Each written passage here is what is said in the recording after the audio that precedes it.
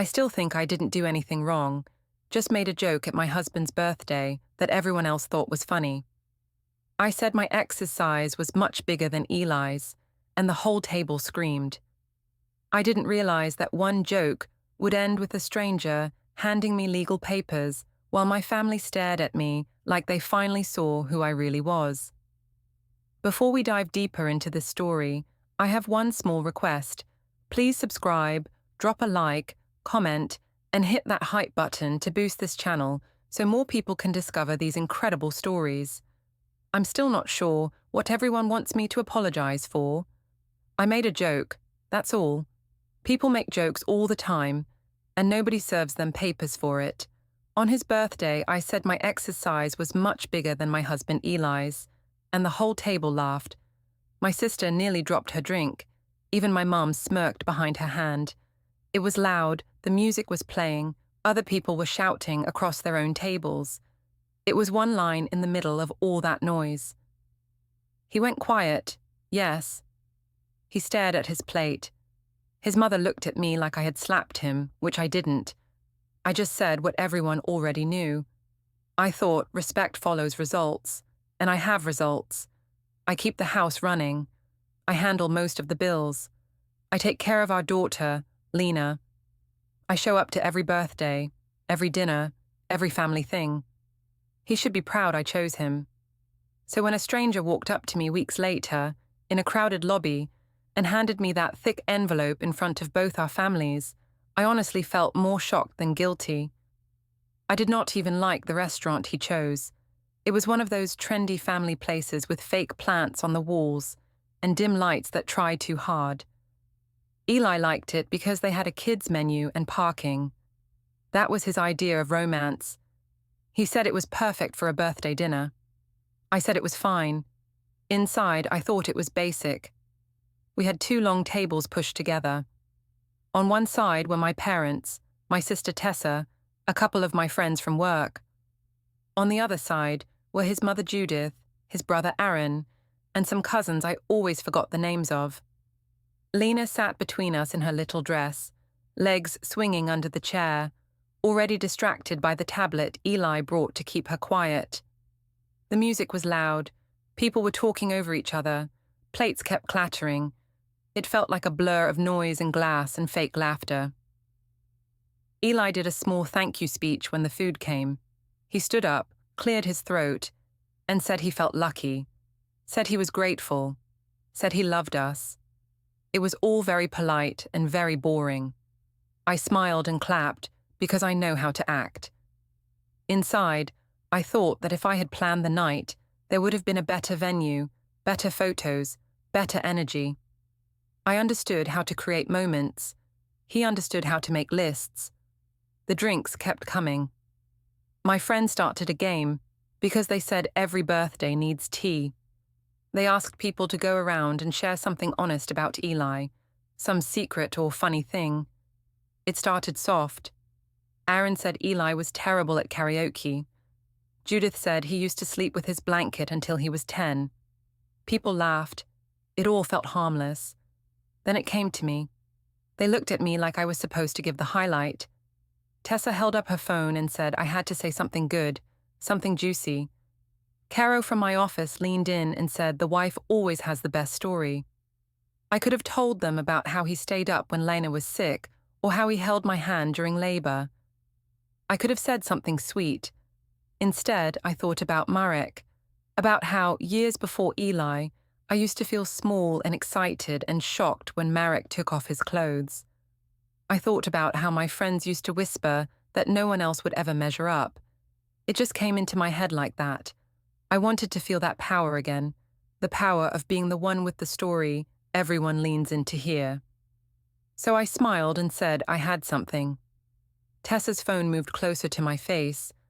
I said that my ex was much bigger than Eli, but that it was fine, because size is not everything, and I had decided to downsize for stability. There was a half-second of silence while it landed. Then the table exploded. My sister screamed. Caro nearly spit her drink. People shouted that I was savage, that I was evil. Someone at the next table turned to look. I heard a chair scrape behind me. Vera, my mother, covered her mouth, but I could see her smiling under her fingers. She told me in a low voice that I was wicked, and she loved it. The whole thing felt like a show, and I was the star.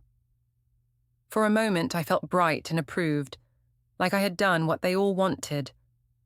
I did not look at Eli right away. That is the part people keep asking about. I looked at my phone first, because notifications were already popping up from Tessa's story. Then I finally turned and saw his face. He was sitting very still, shoulders tight, eyes on his plate. His ears were red. Judith sat next to him with her fork in midair, staring at me like I had reached across the table and hit him. I laughed and tried to smooth it over. I said people should relax, that it was just a joke, that we were all adults. I added another line about how at least Eli knew he was loved for more than his body. That got more laughs. Aaron shifted in his chair, looking between us. He said the joke was a bit much. I said he should toughen up. I said real men can handle banter. When I say it now, people say it sounds worse. At the time, it felt like I was just keeping the mood up. Eli stood to go to the bathroom and did not come back for a long time. I told everyone he was in one of his moods. I rolled my eyes and poured myself more wine. I heard Judith tell him quietly, when he slipped back into his seat, that he did not need to stay if he did not want to. He said he was fine and that Lena was having a good time. I acted like I could not hear them. On the way home, the car was mostly silent. Lena fell asleep in her seat, clutching the balloon someone had given her. I checked my phone and saw more views on Tessa's video. People had already commented that I was brutal and funny. Eli kept his eyes on the road. At a red light, he asked me why I had said that. I told him he was overreacting. I told him everyone jokes about exes, that it was not a big deal. I reminded him that I planned his whole birthday, that I made it fun. He said he felt humiliated. I said no one would even remember in a week. At home, he carried Lena to her bed and tucked her in. I watched from the hallway, annoyed that he was still doing the good dad thing, as if that gave him the right to be upset. When he came out, he asked if we could talk. I said there was nothing to talk about, that if he had a problem with his own insecurity, that was not my fault. He said I crossed a line. I reminded him I pay half the rent, that I keep our life going, that he should be proud I chose him when I could have had someone like Marek instead. He did not shout. He did not slam doors. He just looked tired. He said he would sleep on the couch tonight. I told him he was punishing me and making himself the victim. I said he was manipulating me by being quiet. He shook his head and said he needed space. Then he took a blanket and went to the living room. I lay in our bed, scrolling through comments. Tessa had added a caption saying that some men cannot take jokes. I liked it. I replied with laughing emojis. Each time I saw someone say I was savage, I felt a little rush. I told myself that this was normal couple drama, and that he would get over it once he saw the humor. I still believed then that I controlled the story. Sometime after midnight, I got up to get water. The living room lamp was off, but the soft light from Eli's laptop was still on. He was asleep on the couch, one arm over his eyes. The laptop sat open on the coffee table. I leaned over and saw a blank spreadsheet on the screen. At the top, in his small, neat typing, there were 3 columns: date, event, witnesses. Today's date was in the first row. Next to it, in the event cell, he had written restaurant birthday, public joke, comparison to ex. The witnesses cell had a list of names from both families and my friends. For a second, something cold moved in my chest. It felt like when you almost drop your phone off a balcony and catch it at the last second. Then I pushed the feeling away. I told myself he was just being dramatic in his nerd way, making a list so he could win some future argument. I told myself that if he took this to anyone, they would laugh at him. They would say I was just being honest. I tapped the laptop closed and stood there in the dark for a moment, watching him sleep. I told myself he did not have it in him to do anything serious with that file. I decided I did not need to feel guilty as long as people were still laughing. In the morning, the first thing I noticed was the space in the bed. The pillow next to me was cold and untouched. I could hear quiet movement in the kitchen, the clink of a mug, the soft hiss of the kettle. For a second, I thought about going out there and acting sweet, as if nothing had happened. Then I remembered the spreadsheet and felt annoyed instead. He was the one taking notes like a courtroom reporter, not me. When I walked into the kitchen, he was already dressed for work. Shirt buttoned, shoes on, bag by the door. There were 2 mugs on the counter, not together, but on opposite sides of the sink, his on the left, mine on the right. He said good morning in this flat, polite tone. I said it back and opened the fridge. The air felt strange. Not tense exactly, just divided. He asked if I slept well. I said I slept fine and joked that at least I had the whole bed. He did not laugh. He asked if we could talk more tonight. I said I had a busy day and did not know what time I would be back. He nodded, rinsed his mug, and put it on the drying rack. It was like talking to a coworker, not a husband. When he left, I watched from the window as he put his bag in the car. The car was already facing out toward the street, ready to go. I told myself I was glad he was the one acting weird. It made me feel like the sane one. At the office, everything felt normal again. People greeted me, asked about the dinner, wanted to know if the restaurant was good. I said it was fine and that the night was fun. I pulled out my phone and showed Caro and another coworker the clip from Tessa's story. It was the part where I made the joke and everyone screamed. You could not really see Eli's face, just the side of his head and his hand on the table. Caro watched it with wide eyes and then laughed. She said I was brutal and asked if Eli was mad. I said he was being dramatic. I said he acted like I had attacked him when I had just been honest. Another coworker said some men cannot deal with banter and that I should not dim myself for anyone. That made me feel better. I thought, see, normal people get it. On my break, I posted a shorter clip to my close friends list. I added a caption about wives being too honest sometimes. Almost right away, Tessa reacted with a row of laughing emojis and fire icons. She messaged that the video was gold and that I should post it on my main story. I told her I might, once things cooled down. I still had some instinct not to push it too far, but even that felt like a performance, not guilt. When I came back to my desk, I saw a new notification I did not expect. Marek had replied to the story. He had sent a simple line about how I'd always been savage and that he missed my sense of humor. My chest tightened in that old way. It was not love, it was something else. The feeling of being wanted by someone who did not expect bills paid and kids fed, just pure attention. I wrote back that I was just joking around and that people were losing their minds over one little comment. He replied that some men cannot handle the truth and that I needed a partner who could keep up. I read his words twice. I did not tell him that the joke had been about him. I just let him assume whatever made me look better. After work, the bus ride home felt longer than usual. I kept reading our messages, flipping between them and the comments under Tessa's clip.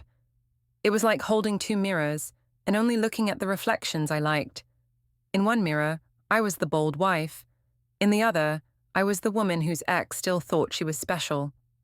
Both versions were easier to live with than the one who went too far. When I walked into the apartment, I smelled something simple cooking. Pasta, tomato sauce, garlic. Eli was at the stove.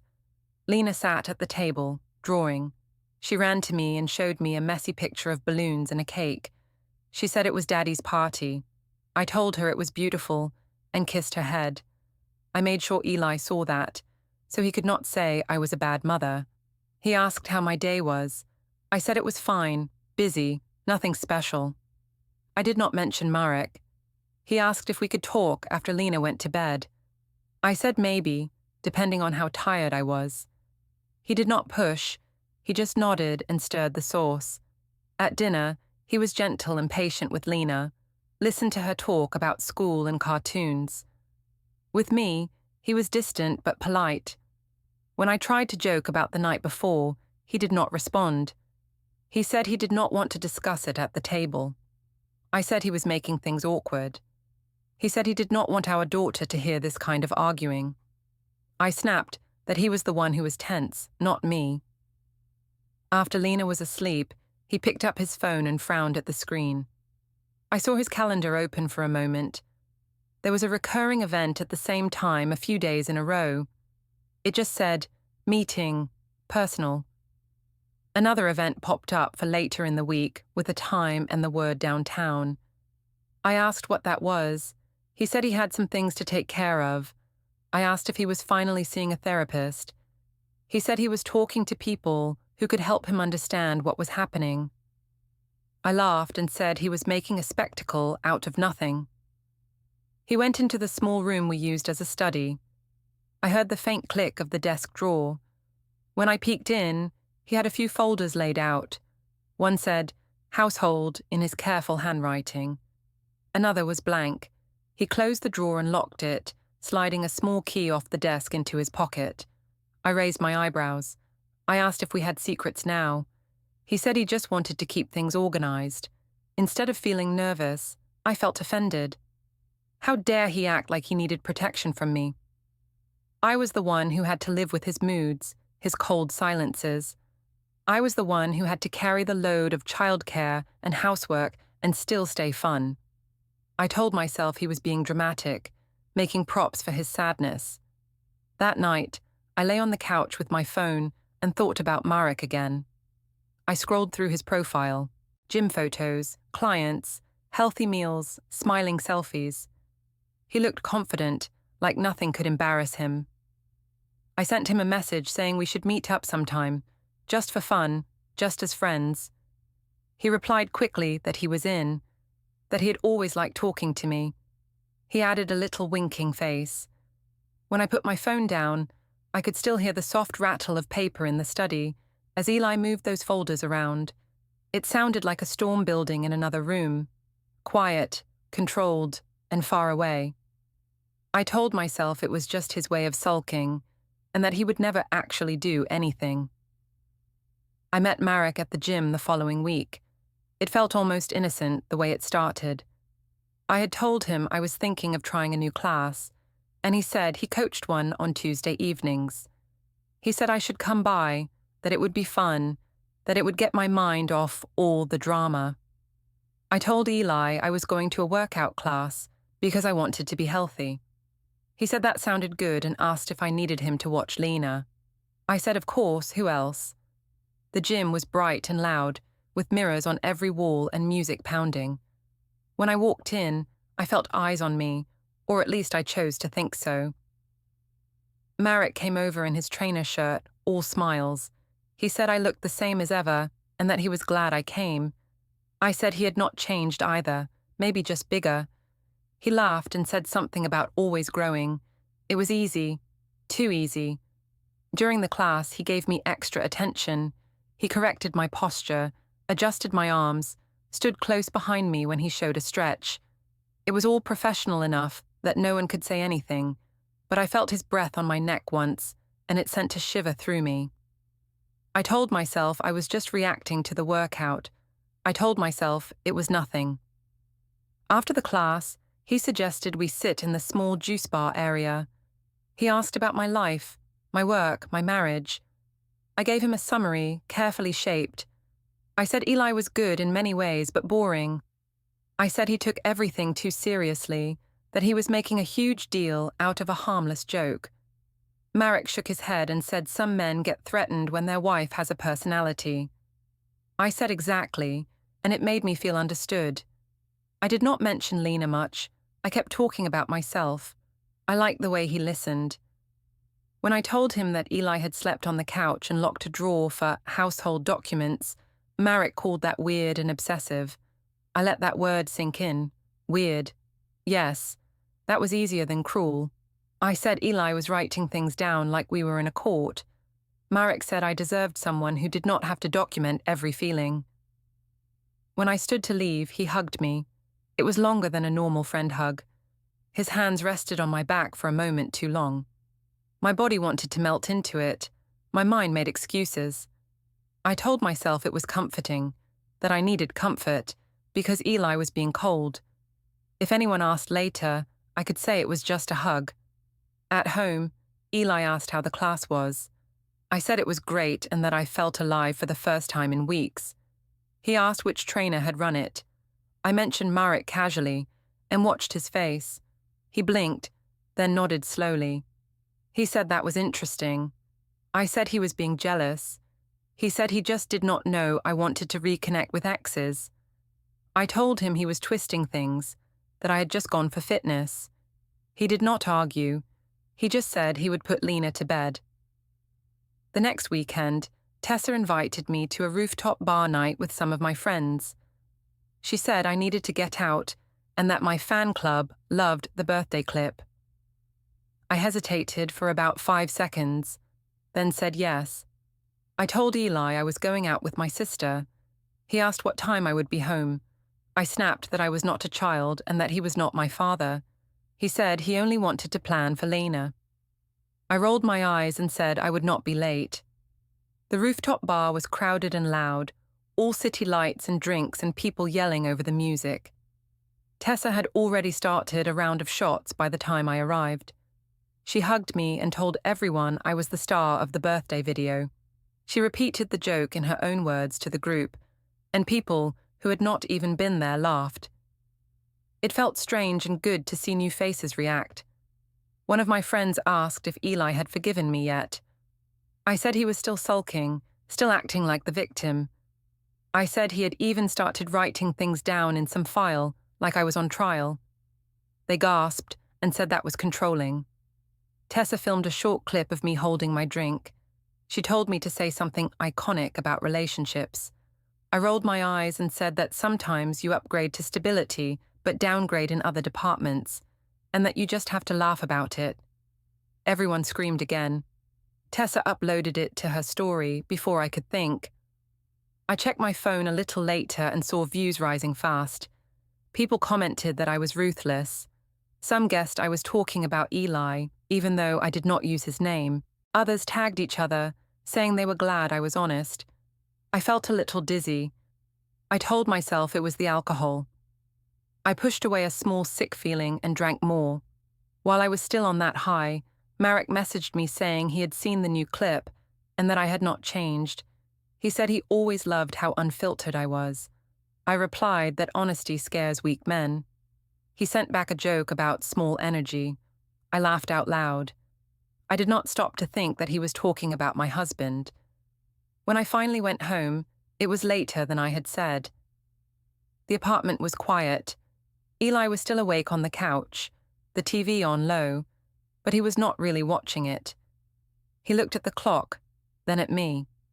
He asked if I had fun. I said yes, we just laughed and relaxed. He asked if I had posted anything. I said maybe, just a little. He held up his phone and showed me Tessa's clip playing on his screen. The sound was off, but my gestures were clear. I felt a flash of annoyance. I asked why he was stalking my sister's stories. He said people sent it to him. He said he was trying to understand why I wanted to keep making our private life into a joke. I said he was making it serious by reacting. I said if he just laughed, everyone else would relax. He said there was a difference between laughing with and laughing at. I told him he was overthinking it. He went very still, like at the restaurant. Then he said he could not stop me from saying what I wanted, but he could make sure he did not have to live that way forever. I asked what that was supposed to mean. He said he would handle it properly. His voice was calm. That made me angrier than if he had shouted. He turned off the TV and went to the study. I heard the desk drawer open, the quiet rustle of paper, the printer warming up. A single sheet fed through, then another. When I peeked in, he was scanning something with his phone, using an app. The spreadsheet was open on the screen with new rows, new notes. I saw dates lined up, links pasted in, tiny thumbnails of my videos. I told him this was insane. I said normal husbands did not make files on their wives. He said normal wives did not joke about their husband's body to an audience. I accused him of emotional abuse. I said he was scaring me with this controlling behavior. He said he was not trying to scare me, only to protect himself and Lena. I slept badly that night, not because I felt guilty, but because I hated that he made me feel watched. In the morning, while he packed Lena's bag for her weekend activity, I noticed a small USB drive on the table, labeled only with a date. When he saw me looking, he slid it into his pocket. He said it was nothing, just backups. I said he was acting like a spy. He did not answer. Later, when my phone buzzed with a message from Marek asking when we could meet again, I looked from the screen to the closed study door. I thought about Eli's neat little columns. Then, I told myself he was bluffing, and that no one would take him seriously over a bit of fun. I did not expect my job to get involved. Work was supposed to be my clean place, where I was the funny coworker and not the mean wife. But a few days after the rooftop bar, my manager sent me a message asking if I could step into a small meeting room for a quick chat. The wording was friendly, but my stomach tightened anyway. In the room, there was my manager and someone from HR. They both smiled too much. My manager said there had been a concern raised about some social media content connected to me. HR said they were not judging my private life, only worried because I had co-workers in my close friends list. They mentioned a clip where I joked about downgrading in some departments and hinted about a partner's body. I recognized it right away. I tried to laugh it off. I said I was just joking, that my friends understood my humor. HR said that when jokes describe someone's physical traits, especially in a negative way, it can feel like harassment if coworkers see it.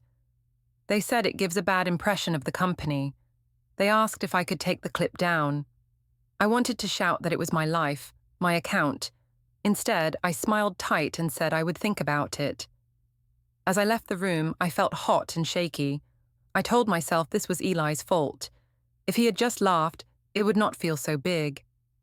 I told myself someone must have complained because he made them uncomfortable with his quiet mood. It did not even make sense, but anger rarely does.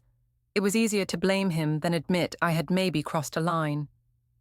At my desk, I sent a message to Marek. I told him work had made a fuss about my clip. He replied that people were too sensitive. He asked if Eli had gone crying to my boss. I said he would not dare, but part of me wondered.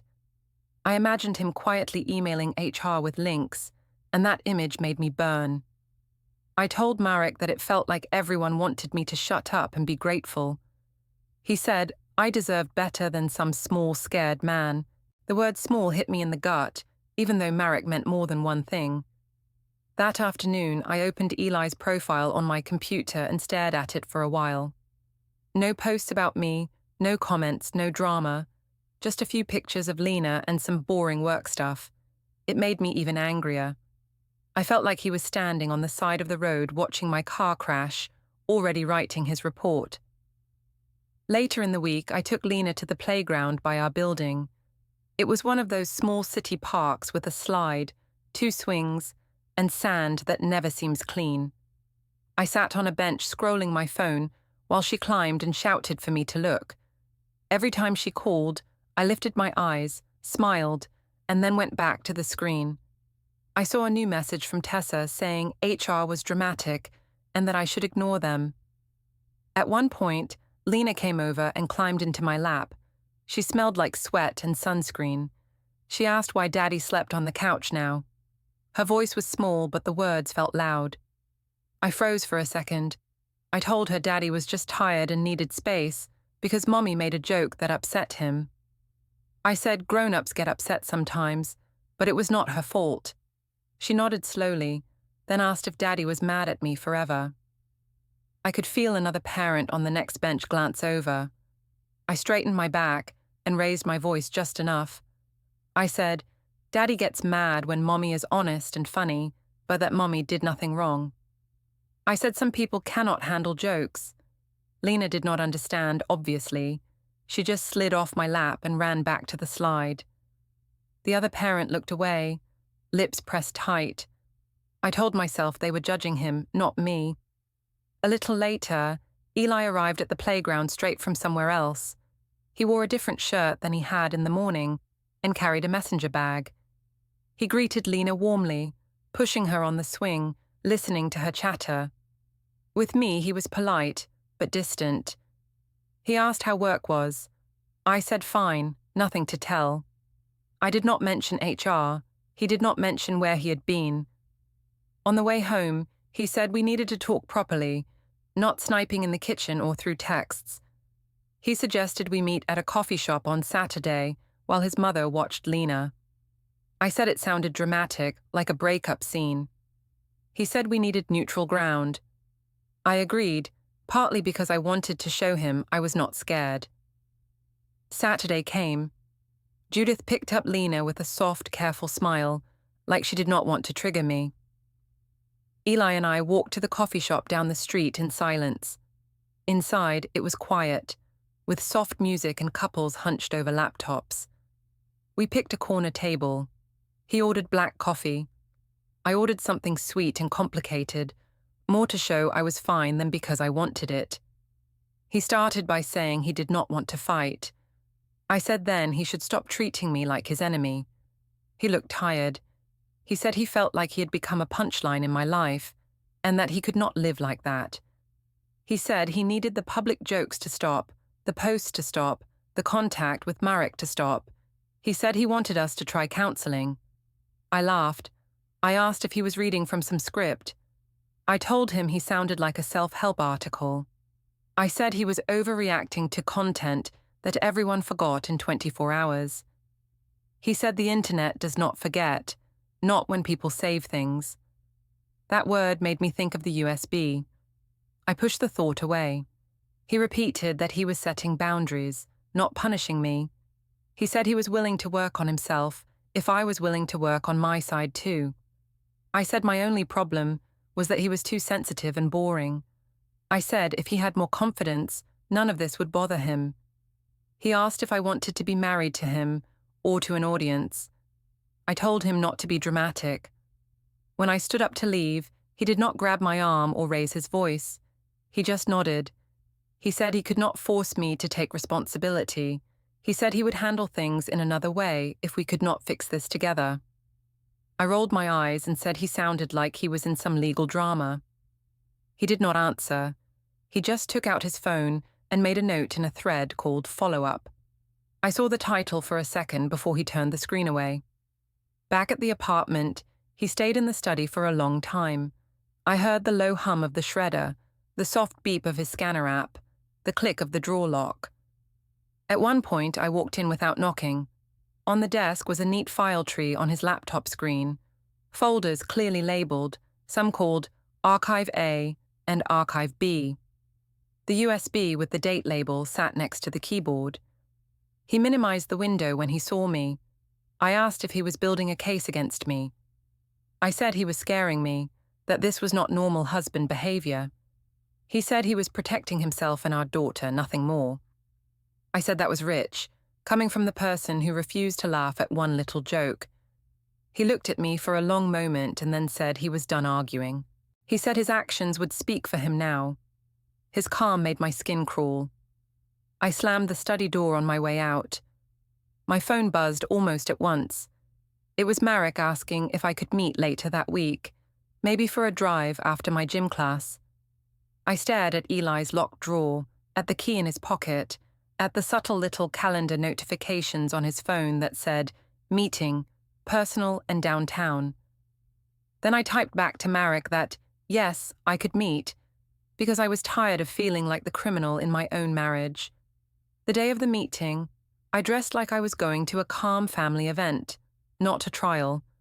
I chose a fitted dress that looked serious but still flattering, did my makeup just right.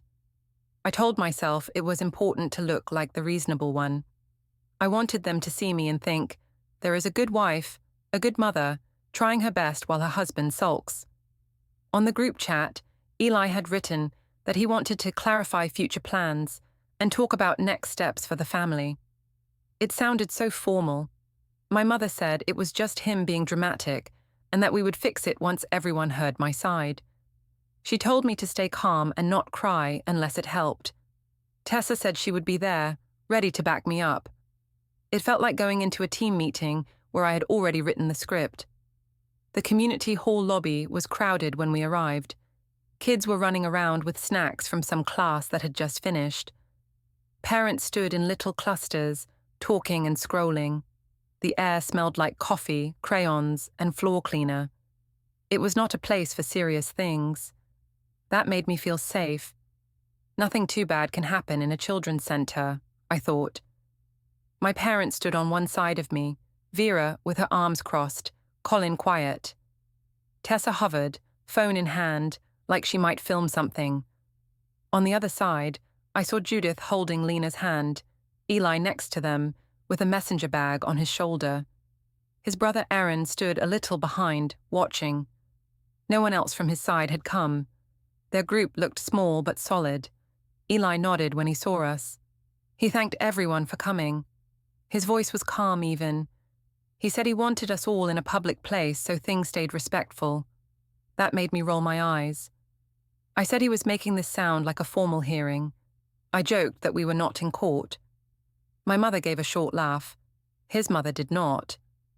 I started my speech before he could. I said I knew things had been tense, but that all couples go through rough patches. I said my joke at his birthday had gone too far, for his taste, but that my intention had never been to hurt him. I used words like growth and learning. I said I was willing to move on and hoped everyone would stop exaggerating. I made sure to sound calm and generous. Then I shifted the blame, gently. I said Eli had been distant, that he had chosen to sleep on the couch, that he had started acting cold and making lists. I said I felt watched and judged in my own home. I said I wanted a husband, not a critic.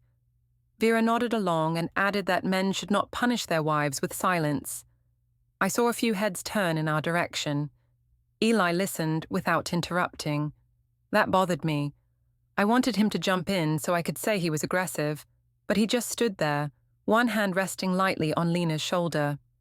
She clung to his sleeve, eyes wide. Judith whispered something to her, probably telling her it would be fine. I looked at Tessa, hoping she would at least roll her eyes with me, but she seemed tense, thumb hovering near the record button. When I finally stopped talking, Eli took a breath. He thanked me for sharing how I felt. His politeness felt like sandpaper. He said he agreed that we could not go on like this. He said he had decided on another path, since talking had not worked. My heart skipped a beat, but I told myself he was bluffing. Just then, a man in a plain jacket stepped into our circle. He looked like any other parent, tired and carrying a folder. He asked in a clear voice if I was Ianthe Corvin. I blinked. I said yes, of course. He confirmed my full name and birth date. People nearby turned to look. I became aware of the whole lobby around us, the noise softening like someone had turned a dial. The man reached into his folder and handed me a thick envelope. He said, very simply, that I had been served and that all necessary documents were inside.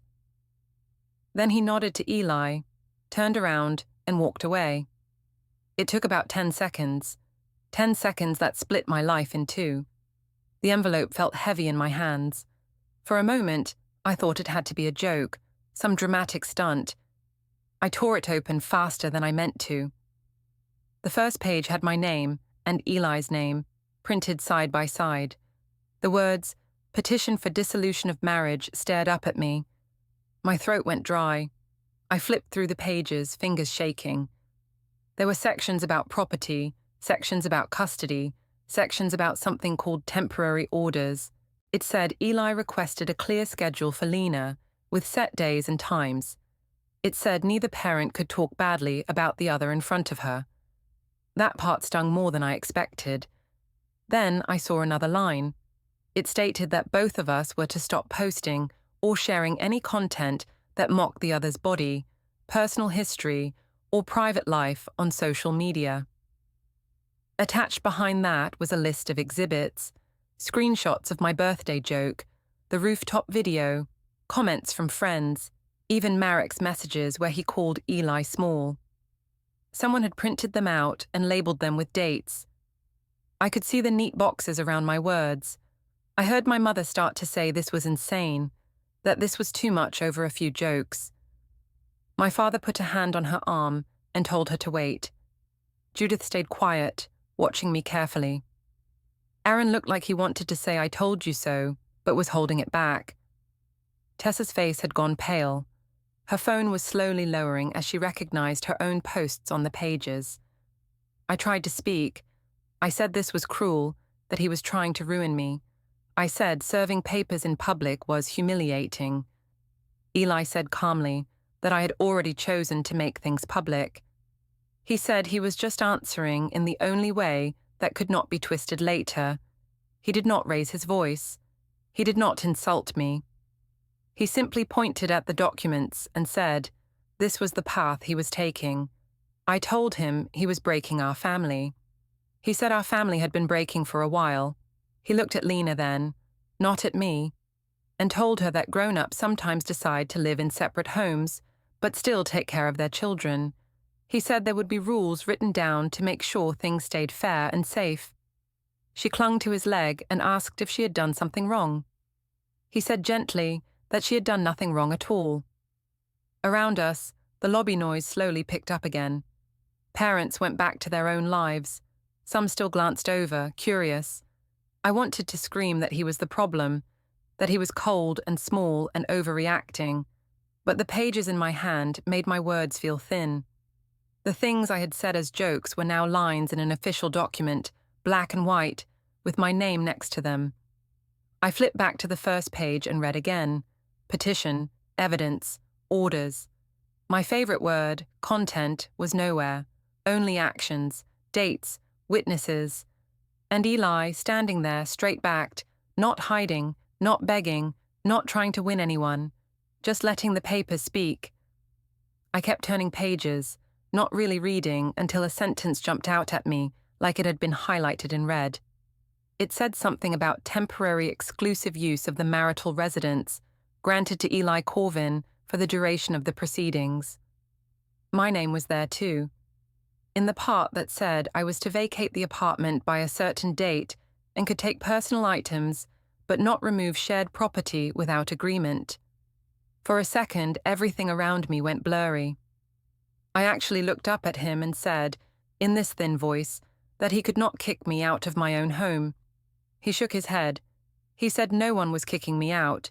He said it was a temporary arrangement so Lena had stability. He said I had other options. I wanted to ask which ones, but my pride blocked the words. My mother started saying this was outrageous, that her daughter would not be thrown out on the street. Judith answered, calm and cold, that no one had thrown me anywhere. The papers just put structure on the chaos I had been posting for months.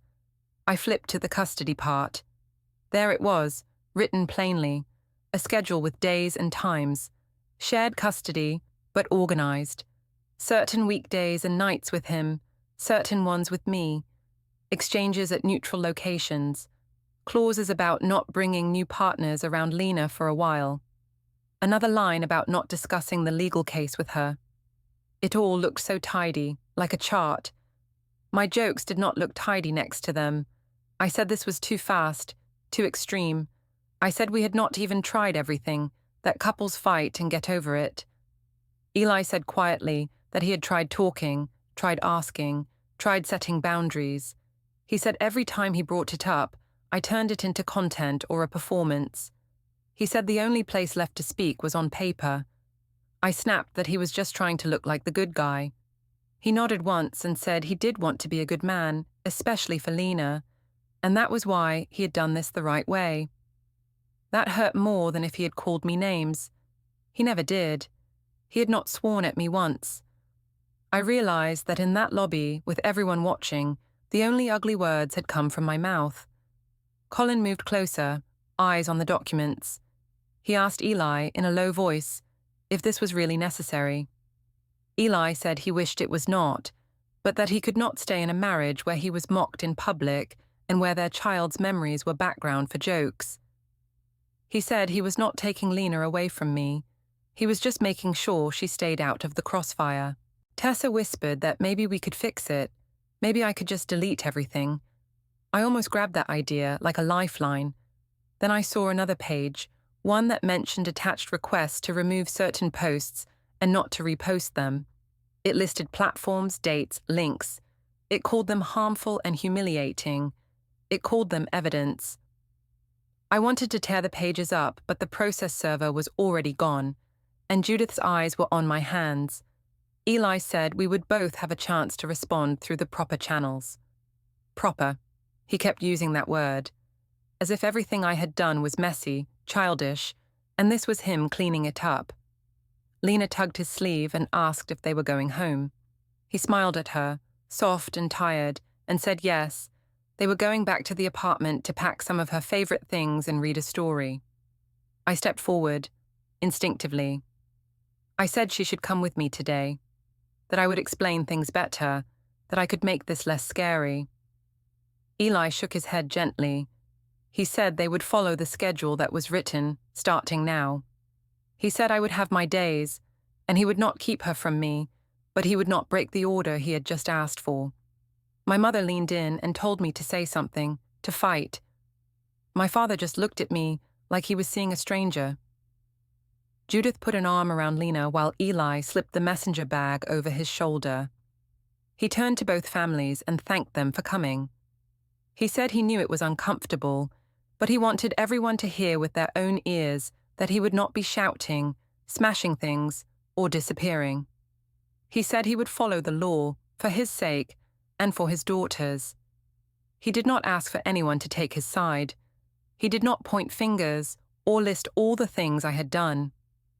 The papers had already done that, in a language drier than any joke I could write. He just took Lena's small hand in his, nodded once more, and walked toward the doors. I stood there with the envelope open, pages shaking in my fingers, while my husband left with our child and his dignity, and for once there was nothing I could turn into a punchline.